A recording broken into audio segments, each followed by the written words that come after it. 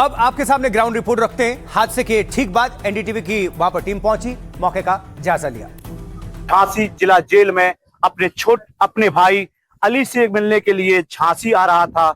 जैसे ही वो झांसी जिले में प्रवेश करता है, झांसी जिले में प्रवेश करते ही एक गाय उसकी गाड़ी से टकरा जाती है। टकराने के बाद वो गाड़ी हवा में उछलती है। हवा में उछलते ही वो एक डिवाइडर में टकराती है। ये जो डिवाइडर है, इस डिवाइडर में टकराती है और टकराने के बाद गाड़ी पूरी तरीके से चकनाचूर हो जाती है। गाड़ी की ये हालत है, आप देख लीजिए, ये गाड़ी है, ये गाड़ी की क्या हालत हुई है आपको दिखा रहा हूँ। एक एक चीज दिखा रहा हूँ। इस गाड़ी में जो चीज हुई है पूरी तरीके से ये गाड़ी चकनाचूर हुई है। ये जो आगे की सीट है, आगे की सीट पे अतीक का बेटा अबनान बैठा हुआ था। बगल में जायद जो ड्राइवर है वो गाड़ी चला रहा था और इसके पीछे जो दूसरा मृतक है साकिब उर्फ सोनू, वो बैठा हुआ था, जिसकी अबनान और साकिर की दोनों की मौके पर मौत हो गई है। तो हर तरफ गाड़ी के अंदर और बाहर भी खून के ही छींटे आपको नजर आए। देखिए, झांसी के खिल्ली गांव में यह सड़क हादसा हुआ। कार से जांच टीम को 2 उपन्यास भी मिले हैं, जैसा कि आपको ने बताया। ये किताबें, इसको सुरक्षित रखा गया और चूंकि अपने भाई से अपने जेल में मिलने जा रहा था, हो सकता है किताब भाई के लिए लेकर जा रहा।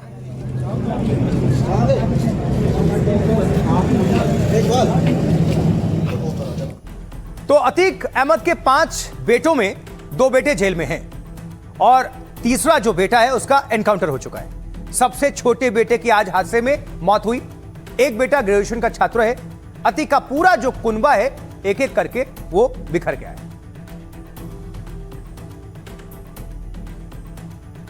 ये जो अभी आप तस्वीर देख रहे हैं इस वक्त, ये 2023 की तस्वीर है, आपको याद होगी, जब माफिया अतीक को कैमरे के सामने ही गोली मार दी गई थी। अतीक अहमद के साथ उसके भाई अशरफ को भी गोली मार दी गई थी।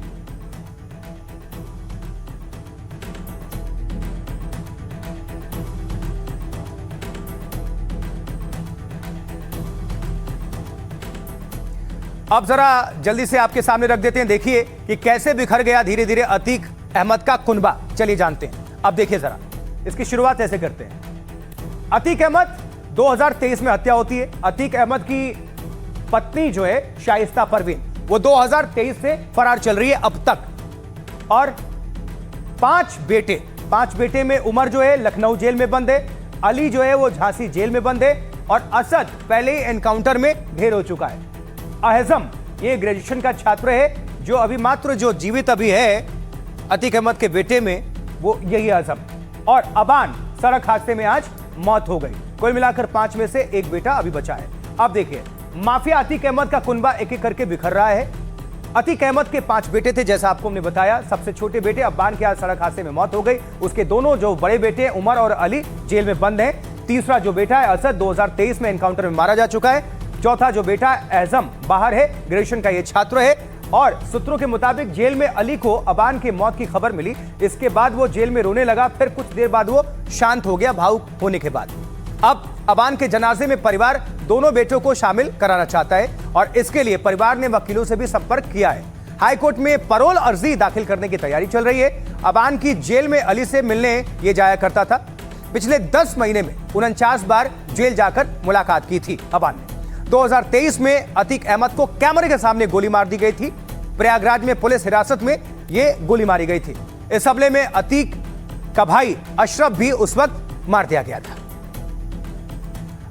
इस बीच अतीक अहमद के चौथे बेटे ने अस्पताल पहुंचकर कहा कि जेल में बंद दोनों भाई को जनाजे में आने दिया जाए। बस ये है कि हमारे भाइयों को मिट्टी में आने दिया जाए। बस ये है कि हमारे भाइयों को मिट्टी में आने दिया जाए। अल्लाह की चीज़ थी, अल्लाह ने ले ली, इससे ज़्यादा कुछ नहीं। अल्लाह की चीज़ थी, अल्लाह ने ले ली, इससे ज़्यादा कुछ नहीं। तो सुना आपने, परिवार की मांग है कि पुलिस उसे आने दे, इजाजत मिले दोनों भाइयों को। अब कुछ और डिटेल्स, कुछ और तस्वीरें आपके सामने रखते हैं। चूंकि अतीक और उनके 2 बेटों की मौत हो चुकी है, लेकिन सवाल है कि अतीक की पत्नी शाइस्ता परवीन कहां है? 2023 से अब तक फरार है शाइस्ता परवीन। क्या वो अपने छोटे बेटे के जनाजे में शामिल होंगी? पति अतीक और बेटे असद के जनाजे में वो नहीं पहुंची थी।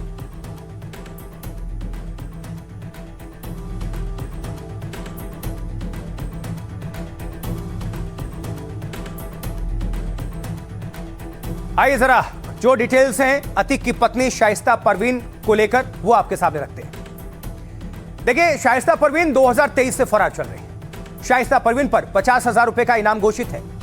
साथ ही शाइस्ता पर 6 मुकदमे दर्ज हैं। शाइस्ता अपने पति अतीक अहमद के जनाजे में नहीं पहुंची थी और बेटे असद के एनकाउंटर के बाद भी सामने नहीं आई। अब छोटे बेटे की मौत के बाद फिर सवाल उठ रहे हैं कि क्या इस बार मां शाइस्ता परवीन अपने बेटे के जनाजे में शामिल होने आएगी। शाइस्ता की तलाश में 9 राज्यों में छापेमारी हुई। पुलिस की स्पेशल टीम के साथ एटीएस की मदद ली गई। शाइस्ता यूपी पुलिस की मोस्ट वांटेड महिला अपराधी के लिस्ट में है, लेकिन अंडरग्राउंड शाइस्ता का कोई लोकेशन अभी तक नहीं मिल सका है। अतीक अहमद की बहन आयशा नूरी और अशरफ की पत्नी भी फरार है। तीनों पर उमेश पाल हत्याकांड में साजिश रचने का आरोप है। साथ ही हमलावरों को मदद देने का भी आरोप बनाया गया था। आरोपी शाइस्ता के सामने आते ही पुलिस उसे गिरफ्तार करेगी। इस वजह से शाइस्ता का बेटे के जनाजे में आना मुश्किल ही लग रहा है। तो अतीक अहमद के बेटे की मौत पर सियासी बयानबाजी भी बहुत तेज है। आइए कौन क्या कह रहा है सुनते हैं। अब हादसा तो हादसा, उसको दूसरा नहीं देखना। अगर कोई बयानबाजी करता तो जांच का विषय, बिना जांच के बाद कुछ कहना ठीक नहीं। हादसा तो कभी भी कहीं हो सकता है और हादसे में शिकार हैं तो हादसा को सड़क पर हादसे को हादसे के हिसाब से देखा जाना चाहिए, फिर राजनीति। और उसमें एक व्यक्ति संभवतः जो जख्मी है उसने भी पुलिस के सामने बयान दिया है। तो कुछ लोगों का काम ही है हर घटना को विवादित बनाना। कुछ लोगों की मंशा होती है हर घटना को लेकर एक बवंडर खड़ा करना। लेकिन मुझे लगता है कि पुलिस वहां पे जांच कर रही है और पुलिस का भी बयान आया है, ग्रामीणों का भी बयान आया। और सबसे बड़ी बात है कि इस दुर्घटना में जो व्यक्ति जख्मी हुआ है उसका भी बयान आया। उसको सुन लेंगे तो मुझे लगता है आपको सारी चीजें स्पष्ट। मालूम है कि गाड़ी डिवाइडर से टकराई है और 3 लोगों की मौत हुई है। और इस दुनिया में जो माँ बाप करते हैं यह व्यक्ति खुद करता है, कहीं ना कहीं कर्म का फल भोगना पड़ता है। नहीं, किसी का भी मौत हो तो वो दुखद ही होता है। और अब जो प्राकृतिक या ईश्वरीय जो घटनाएं होती हैं, निश्चित रूप में किसी का भी मृत्यु हो वो दुख का ही कारण बनता है। आगे बढ़ते हुए अब बात आज की अगली बड़ी खबर की। तो देखिए, मॉनसून सत्र में कैसे हंगामा बरसा वो भी दिखाएंगे, लेकिन पहले बात करेंगे कैसे राहुल गांधी की गूंज और सांसद रवि किशन के खास मौन व्रत पर कैसे बवाल मचा है। तो लंबे इंतजार के बाद दिल्ली में तेज बारिश हुई तो संसद भवन में भारी हंगामे और बवाल के बीच गृह मंत्री अमित शाह की एंट्री हुई। जो विपक्ष पहले अमित शाह की गैर मौजूदगी पर सवाल उठा रहा था,